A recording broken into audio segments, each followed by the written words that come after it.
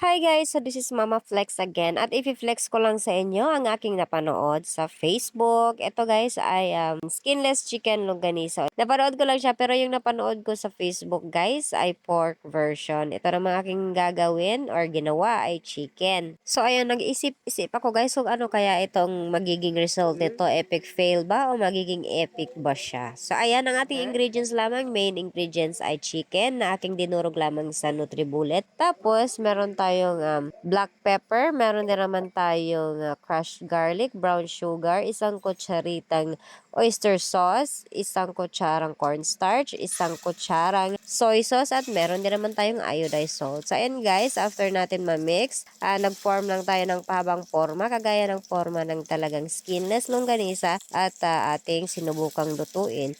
So ayan guys, sa pansin ko, hindi siya malagkit. Yung aking ginawa, hindi malagkit. So napag-isip-isip ko guys, baka kulang yung sugar na aking nilagay. At isa pa sa napansin ko guys, itong ginawa ko na longganisa ay nagbabounce. Naku, para siyang bola guys. Tingnan nyo.